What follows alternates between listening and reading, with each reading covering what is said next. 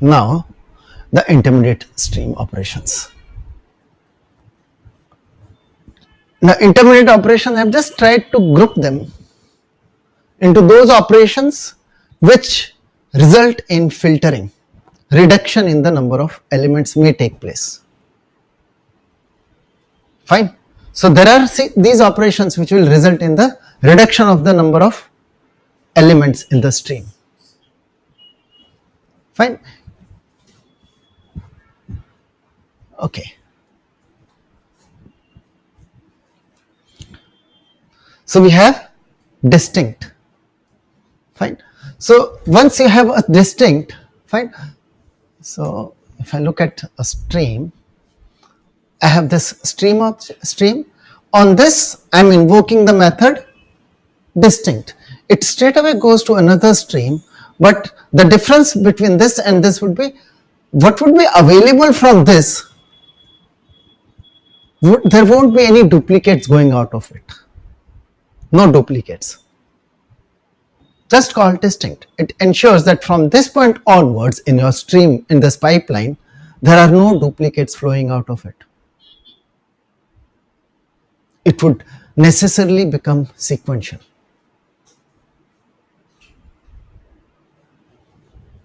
Fine. This can't be done as a parallel operation. In a parallel stream, it won't happen.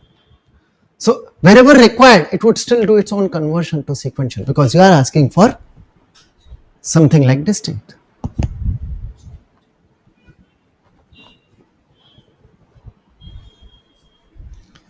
Fine. So you have a method called distinct. Clear? No parameters needed. Then you can use filter and pass a predicate. Clear? Only those which satisfy this condition can go through this. Yeah. I've lost one at one place. We discussed that streams are not data structures, so they don't actually hold the data. Yes. I understood that part. But second aspect is like what is my understanding when we say cat some file, pipe, rape some file, and then word count, WCA word count. Yeah. Technically, what is happening? See, if I give only cat and file, just one. So cat means the source is a file. Source is the file, but the output of the file, cat is basically displaying the content of the file. Right? So it's processing and reading line by line. That's what the cat is doing for me. It is on the output buffer, so then finally it is dumped on the terminal console. But when we are using a pipe, the output of one command is stored in a temporary buffer. So this temporary buffer works as a write operation for cat and a read operation for the next method. Okay, it's flowing out. Yeah, it's flowing out of the cat and made available to the grep. Yeah, but how could it make available to the grep unless it is stored temporarily in some location? It could be register, it could be memory space. Because without retaining the output, it cannot be used as a processing as the input to next command. So I'm a little confused because pipes will work as a container. They may not be using any kind of a container. But technically, they will always create. In operating system concept, they will always create a buffer. It would be a temporary buffer. Yeah. Agreed. Yeah. It will be used so from the perspective of the user, fine. What is available in that pipeline, what will be there in this buffer is not something which has to be accessible to anyone. Yeah, agreed. Yes. It is accessible. So from that point of view, it's not a data structure. Okay. Fine, not for use. Fine. So stream, if I look at stream is just an operation. It's just specifying a set of pipeline. Say it's a pipeline of operations. Internally it will stop, but not for our reference, not for program. Not from the other point of view.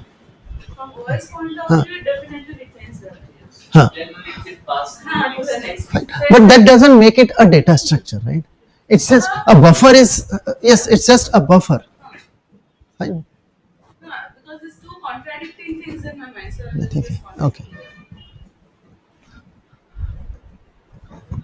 Yeah. In short, it is not referable. That is the exact term. So we have sequential and parallel. Okay, that we had seen. Now find the intermediate operations are distinct, filter. So when I say filter, I could filter out, fine, what goes out of my stream. So if I had that, that collection of account, and I'm not interested in those accounts which are zero or less balance, fine, zero or less, right? So I have this accounts, that's my collection. Okay, I'll use stream or parallel stream dot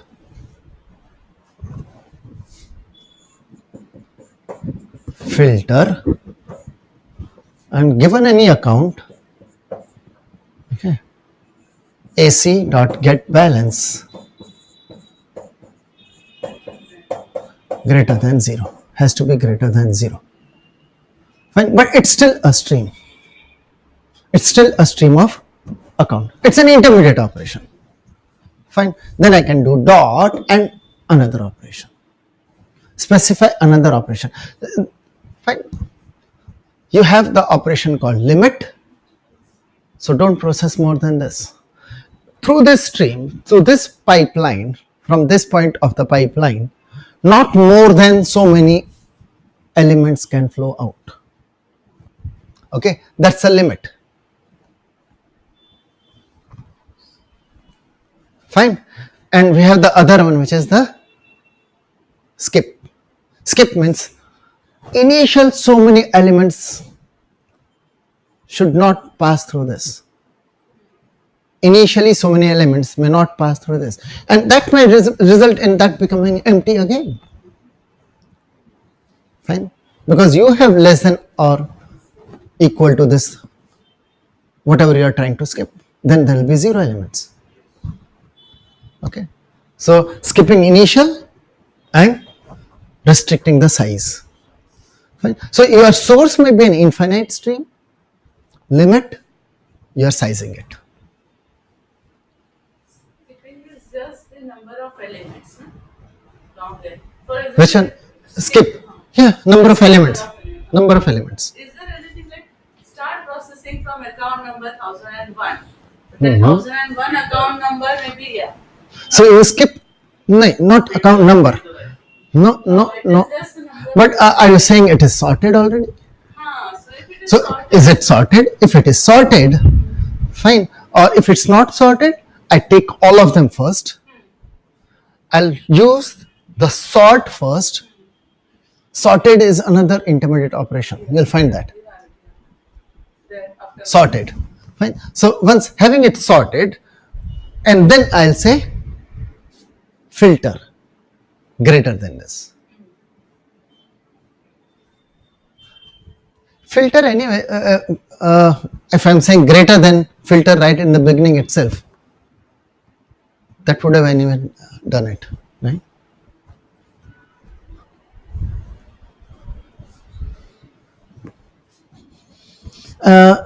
I believe in Java 9, this method has been overloaded. Skip until, there's something like that, some condition that passing a condition, those kind of things, and that kind of a thing has been added mostly in Java 9 API. Fine. You can pass a predicate and say, okay, skip till this is true. Fine. And then only you start taking the elements. Okay. Fine. Then these are the ones where the size will be managed. Fine. It will be same, 1 to 1. Whatever is the stream, for every element you are just giving an operation. Fine. Apply that operation for it to be becoming the member in the next stream. So size is maintained at the same level, same sized. So these are the operations which will maintain the same level. Map, function from T to R. It's a stream of T, right? So this would result in a stream of R. From a stream of T to a stream of R. Stream of account becomes a stream of string. I'm extracting the names from them. Fine.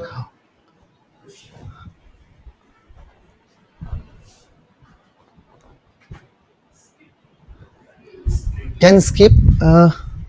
Yeah, parallel stream also. Okay, if it's a parallel stream, yeah, it would be making it sequential. It would have to make it sequential for skip to work. We cannot skip with parallels. First of all, we have to convert it to sequence. Sequential. Yeah.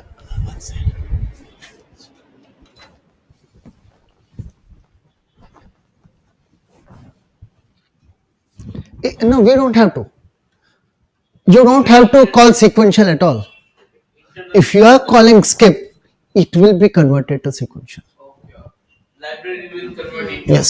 sequential. But it First. is logical, no? Because you might have posted some 100 records in one code, 200 records in another code, and 300 in third. And then you are saying skip 100. How can you How decide can- yeah. which 100 needs to be skipped? Okay, fine. So maintaining same size is map, and so map from T to R, it's nothing but one-to-one operation. So also for primitive, I just mentioned also for primitive. What is that also for primitive? Like I had given example of map to int.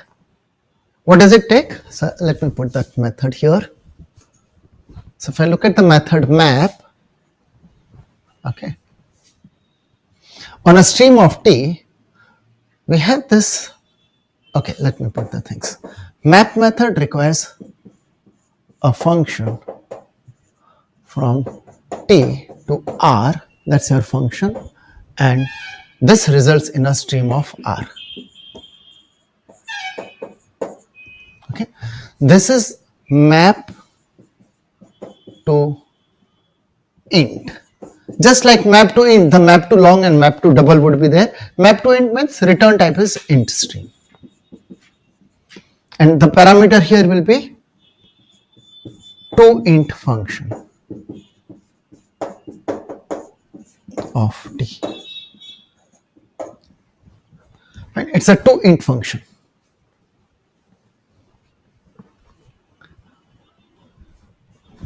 Fine. Same way, map to long and map to double. The two long and the two double functions would be required. Right? Fine. A simple example of this would be account stream dot filter. Now, yeah. If I'm saying AC, again that was filtering, right? On after filtering, I might be doing map to long. And what do I pass? Map to long. Account colon get balance. So this is nothing but a long string. Fine, that's a long string. So int string like that, long string. Get balance is returning long, primitive long. So that's a too long function. Account colon get balance is a too long function. Fine. So map methods, right? Also for primitives. Fine. Then we have the method sorted, requires a comparator. So from this point onwards, it will become sorted and then it will be a sequential. Once you have said sorted, it becomes a sequential stream. Fine. Because the order has been, but it is still a stream, right? It is still not a terminal. It is still a stream. And then comes the peak method. Oh, what is this peak?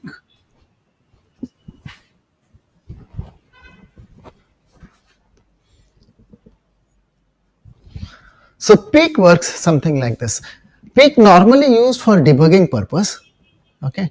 Because all this operation, you want to have some printout, system out println, what's happening here, what's flowing here, right? You want to see the flow, what's flowing out, okay? So what we have is, yes, when we have this operation, then you might like to go here, but when you go from here to here, what's flowing out? So what you do is you introduce one more intermediate operation called peak and then carry out the next. This peak could be doing a job of printing, for example. If I'm just saying, okay, it can just be printing. So what is the peak? The peak method. So stream of T remains the stream of T. There is no change done here. nothing changes except for, okay, so when I say peak, it takes as parameter a consumer of T, just takes that action and goes further, takes a particular action and goes further. Every element is available as it is to the next level.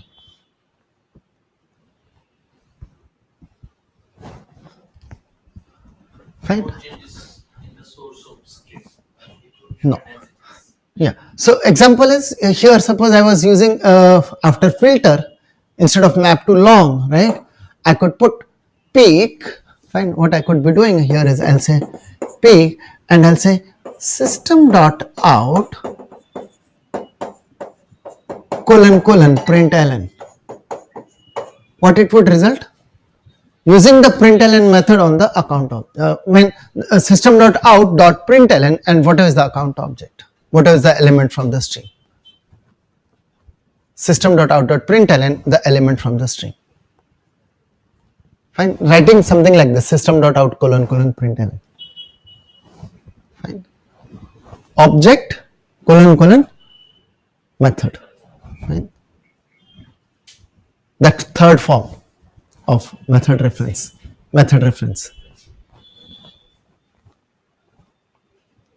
And so very commonly, this is what is more common for a peak. Okay. Useful for debugging. Yeah, to see the what's flowing. So peak, and so see here, if you read the API and look at the peak, what's the description given there? They're mentioning that here it's best that you don't do some kind of an operation on the element, because someone might change the state of the elements itself. Fine. In the peak, that consumer could be changing the state also. Fine. So that's not something which is good. Okay. So we have the peak, and then of course there's this method called flat map. Yeah, we have seen map. Fine. We understand what's happening in map.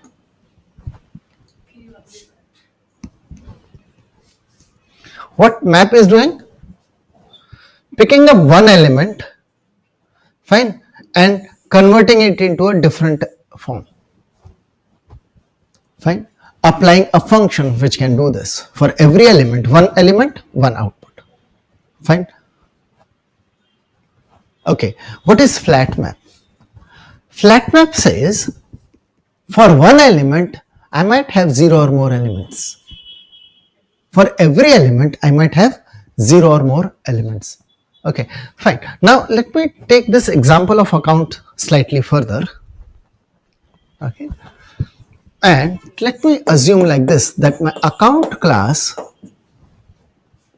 maintains a list of its transactions. Every account object is maintaining a list of all its transactions. So this account has a list of transactions. Okay, fine. If there is this list of transaction, for one account I have number of transactions. Now I am not interested which account it is, but I am interested in which is the transaction with the maximum amount across all accounts.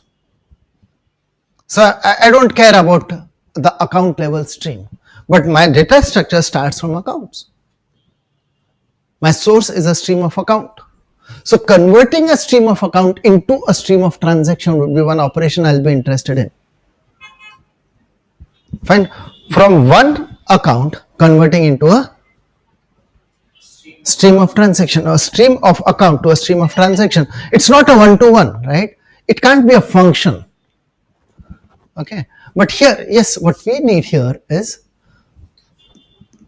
we need, so we have this method called flat map. So we have this method, method would return a stream of, let's say u, it's on a stream of t, right? So it returns a stream of u name of the method is flat map, but what you need to supply is a function which takes t but can return a stream of u.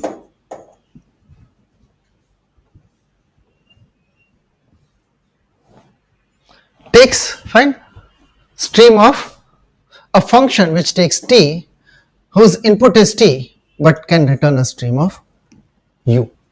Okay, I'll show it with the example of, let's say, the account. Right. Now let me also assume that in account I might have a method called get transactions, which can give me a list of transaction. Okay, list of transaction. So it has a data structure which holds a list of transaction. So let me have a method called get transactions in the account class, which can result in a list of transactions. Okay, so in that case, accounts is my starting point, source dot stream. So that's my source stream dot flat map. Okay, and in flat map, parameter will be, what's the input? Given an account object, I want a stream of transaction. So for any account, I have this method ac dot get transactions, that's giving me a list dot stream.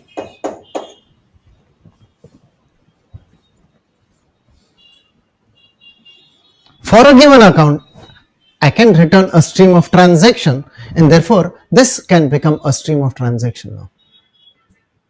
I just need to pass a function for one account. How do I get a stream of its transactions? So this becomes a stream of transaction over all the accounts now. So this flat map will operate on each account, right? Flat map is on a stream. Yeah, Flat map is working on a stream of account, giving me a stream of transaction. What I have to give is only specify about one element. See, everything what we have done in stream, all those methods, when I was saying map, I was only talking about how do I do it, how do I deal with one element. So how do I deal with one element? Okay, it's all about one element only. What you are giving is, okay, tell me how do I do it for any of the element. I'll do it on all, and everything will go through this now. So when we are talking of accounts object definition Account. of the object, right? It's like int account number, string name, Yes, transaction array, or list, or whatever it may be, some data structure which holds. So I could have a list of transactions saying passbook. okay. Okay, so get transactions is saying passbook dot, So it could be array, it could be data. whatever it may be. Whatever. We know how to any data structure, how to convert it into a stream. Yeah. Right? We have a one to many. For one account, there are multiple transactions. I should be able to give a stream of that. Fine. Whatever mechanism, fine. For one stream, for one element, give me a stream of something. Fine. You might have a file, a text file, and you are interested in extracting the highest code point value. Highest code point value. Lines, you have buffer reader, you have the lines, right? From the lines, for every line, I have a, that line, it's a string. For one string, I'll have a code points to give me a int string. Fine. But that's for one, I'm having an int stream. The method would be different. It won't say flat map. It would say flat map to int. Okay. See, like the flat map method, the other method is It's again a flattening operation. For one, you are flattening. Fine. Okay. So another flattening operation is, so it's not only stream of u that you can get a int stream. Fine. The method is flat map to int. Parameter, a function. For a given element of type t, I should be able to return a int string. Any function given one element, it should be able to give me a stream of int. Fine. So that's my flattening function. For one, I can give a stream. From one element here, I can give you a stream. That's a flat map. Fine. A flattening operation.